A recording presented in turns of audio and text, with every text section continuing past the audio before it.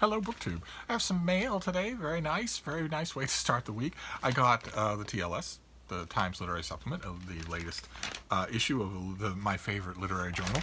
And of course, the first thing I did, apart from glance at the table of contents to make sure that the whole thing was safe to enter, was go straight to the letters page and see what was going on there. See if any fights were happening. And a fight is brewing about preferred pronouns. But there was also one last little detail about George Steiner, our old friend George Steiner, the subject of the last fight. Not really a fight, but a long ongoing discussion about why he was denied a position at Cambridge, whether or not anti-Semitism was involved, whether or not he was just a jerk and unclubbable and all that sort of thing. And the TLS has written they've run one more letter on the subject, and it's funny, and maybe that's why they gave it as a little code. I can't believe they're going to continue with this subject. I mean, you either liked the guy or you didn't. but this one was kind of enjoyable. I thought I'd read it to you. For those of you who don't get the TLS, in August 1993, George Steiner was invited to lunch at the Yates International Summer School. This honor entailed a long speech, and Steiner laid into Yates with vigorous belligerence, attacking him for his interest in the Golden Dawn, seances, ghosts, fairies, spiritualism, and so forth. These hobbies, as Steiner called them, he termed ridiculous, witless, stupid, embarrassing, and silly. As associate director of the school, I was seated on the stage behind Steiner and could therefore see the audience's reactions. In the front row were representatives of the poet's family. I turned to Pat Sheeran, director of the school, and whispered, "Why is Anne Yates smiling at all this?" And Pat responded, "She turned her hearing aid off." So I don't know what that says about George Steiner. I guess the jury is still out. But there was also a note in the back. You go to the NB column of JC. I mentioned last time, the last issue of the TLS, that JC brings up the forgotten author, Edith Hamilton, and I bridled at that idea because Edith Hamilton is not forgotten.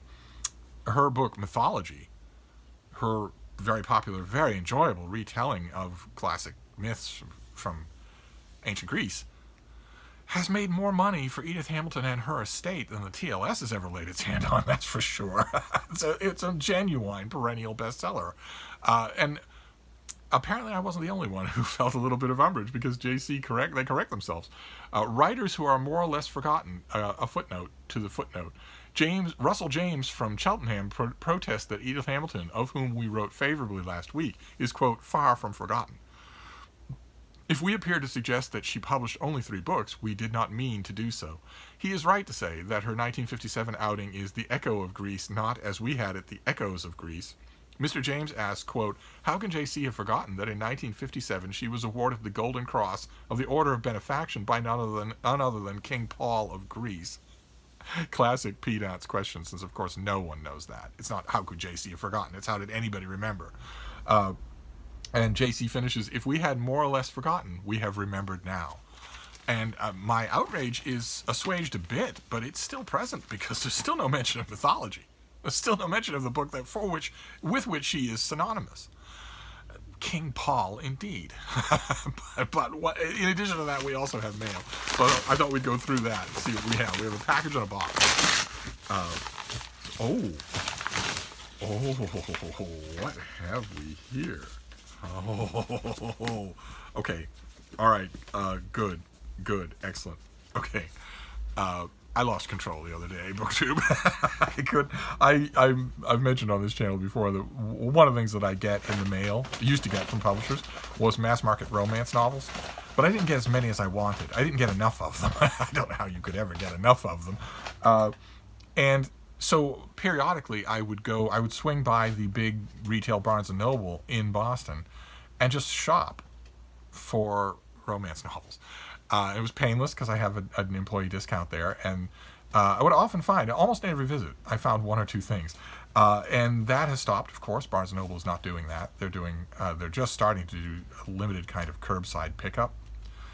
And when that phase lessens, when that phase loosens just a bit, then they'll probably open the store up for limited passage of customers. And then my the horror situation for me just in general for such measures in America is that they will all do what large parts of the country are already doing, which is that in order to enter a retail establishment or a restaurant or something like that, they take your temperature at the door.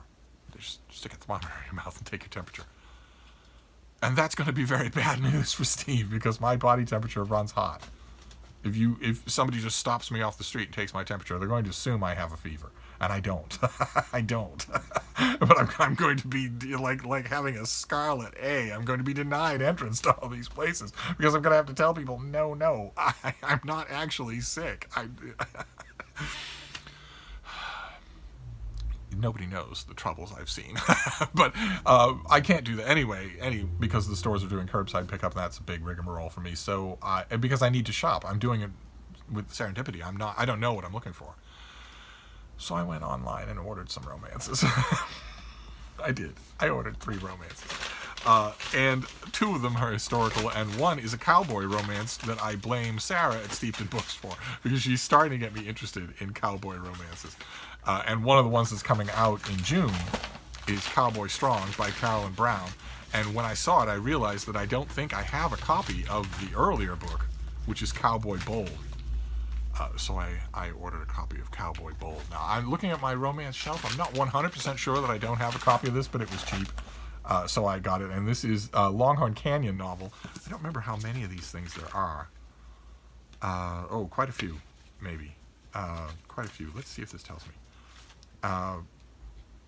Great. Okay. So you give me every single novel in the Happy Texas series and every single novel in the Lucky Penny Ranch series, but you do not mention the series that this book, maybe this was the first one.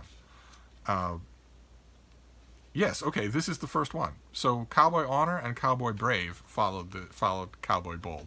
I might have this, or I might have one of those other 2, but I didn't want to risk it because I'm going to read Cowboy Brave, Cowboy Strong when it comes out.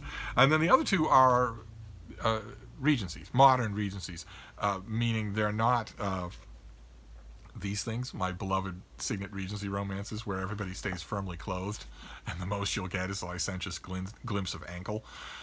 In modern Regency romances, that is not the case. The clothing comes flying off, and there's all sorts of suggestiveness that isn't present in a more historically accurate Regency romance. And I ordered a couple of those. I ordered It's Hard Out Here for a Duke by Maya Rodale, who I have many books by her on this bromance shelf. I love her. She's fantastic. And this is Keeping Up with the Cavendishes. And that is the cover. And I also ordered Lord Holt Takes a Bride by Vivian Lorett. I have a great number of Vivian Lorett novels here, but I don't believe I have this one. And it came with a second copy. And I was pretty careful in my basket, my shopping basket for Amazon. I was pretty careful. This may be a mistake on their part. Of course, Amazon doesn't make innocent mistakes. I will certainly have been charged for 2 copies, but I didn't. I don't think I ordered 2. But it doesn't matter. I'll put that on the discard pile. So I got a trio of romance novels. And then let's see. Then there's the box, and then we'll be done. So let's see. This thing is taped to a fare thee well. Could it be from one of you? But you wouldn't use boxes, would you? No? Hey, baby. What are you doing? Oh, baby Pete is going after the cardboard. Several of you, of the keen-eyed among you who like to study background materials because anything is preferable to listening to me, have noticed that the plastic space heater has been exchanged for a metal fan. A sure sign that summer is here. So what have we got here? What have we got here? Oh no, baby, you got the cardboard. You can't have anything else. This is plastic, little girl.